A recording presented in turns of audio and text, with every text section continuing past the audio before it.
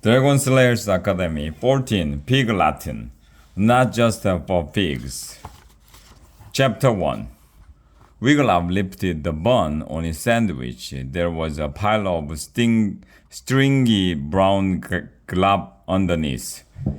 "Icase yai," he cried, speaking pig Latin. "Yikes is right," muttered Angus. "What is it?" "'Tis a mot with Sloppy Joe," Erica answered. Fry Pot's newest dish. She bit angrily into her sandwich.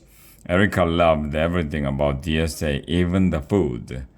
Yai, Wiglaf muttered. "Yuck!" He had learned the pig Latin from his pet pig, Daisy.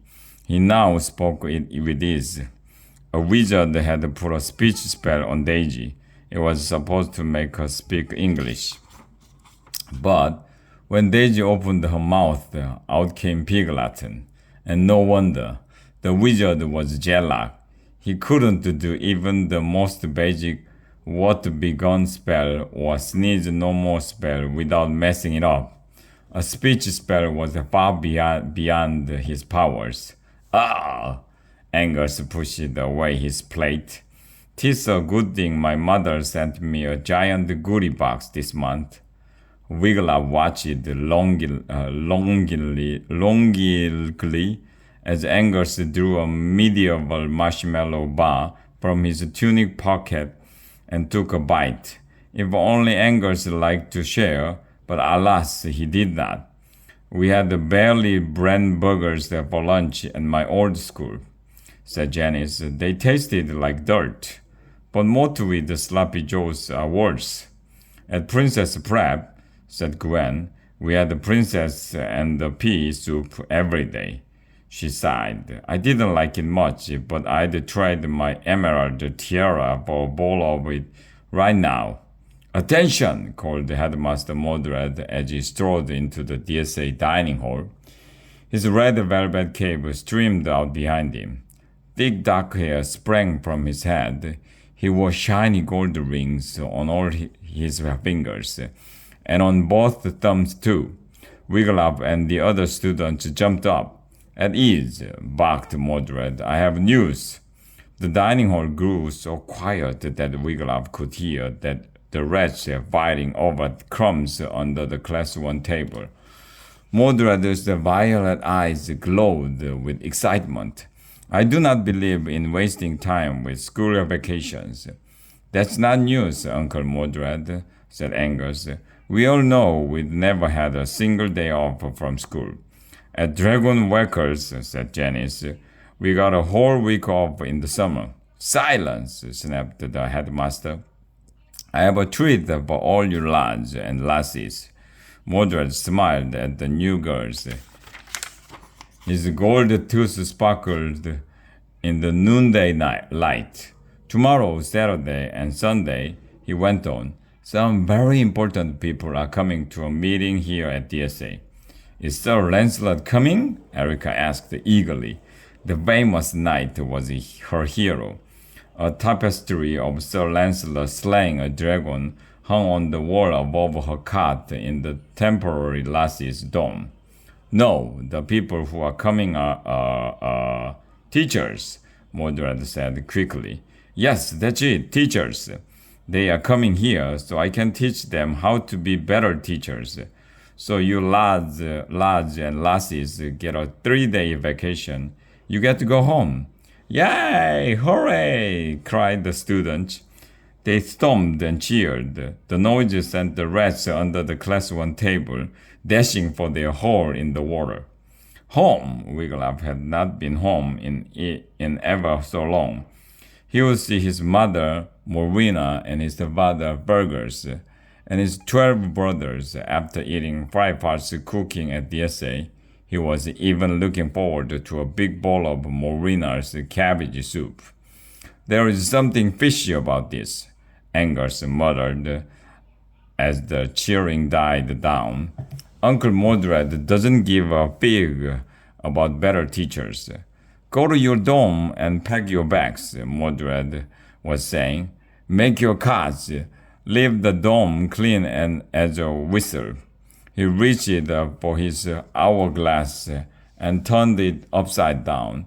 I want everyone out of here within the hour. Go on. Bye-bye. Wiglaf and the others raced from the dining hall, shouting, Holiday! Holiday! The lads ran to their bunks. The lassies disappeared behind the burlap curtain that divided the lads' dorm from the temporary lassies' dorm. Erica reached under her cot and pulled out the largest piece of her Lancelot on the go luggage, a huge trunk with a handle and with the wheels on the bottom. She began packing. Wiglaf had no trunk or even a bag, so he spread his blanket out on his cot and began tossing his things onto it. His rusty sword, Shokil, his lucky rag. At home, I shall ride my red pony, said Gwen, packing her tiara and fashion magazines. I shall go to the toenail fair, said Toblad, and have my fortune told. I shall go home to the palace and get the royal treatment, said Erica. She rolled up her Sir Lancelot tapestry and put it in her trunk. She packed her suit of Sir Lancelot armor. What shall you do in Pinwick, Wiggy? I shall... Wiglaf stopped. He did not want to tell Erica that he would likely spend his holiday elbow deep in greasy dishwasher, scrubbing his mother's soup pot, or picking cabbages, or packed inside the hovel with his 12 smelly brothers, listening to their father's awful knock-knock jokes. I shall keep busy, he said at last. I shall sleep late, Angus grinned, and eat cherry pie for breakfast. Angus, said Erica, did you not tell me that your mother went to West Sheepdip? Angus' smile faded. I forgot, he cried. Mother is visiting her cousin, Lady Fluckbreed. Oh, ooh, I cannot go home. Come home with me to the palace, then, said Erica, buckling on a tool belt. Angus wiped his nose. Really? Erica nodded. Chef Pierre can bake you a cherry pie for every meal. With whipping cream? Asked Angus. With whipping cream, said Erica. My parents are visiting my brother for parents' weekend at Dragon Walkers, said Janice. Is there room for me too? Sure, said Erica.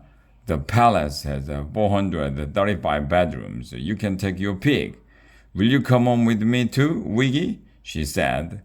Wiglaf felt torn.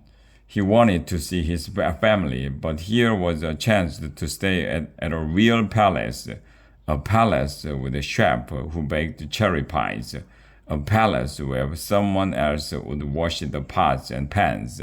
A palace where he might sleep in one of 135 bedrooms, all by himself. Wiglaf was so very tempted. Oh, but Daisy, he said, remembering, I cannot leave her here. She can stay in the royal steed, said Erica. Wiglaf smiled and bowed. In that case, Daisy and I would love to come. Wiglaf's fingers trembled with excitement as he knotted his rope around his blanket. To think that he, a lowly Pinwick peasant, was going to the royal palace.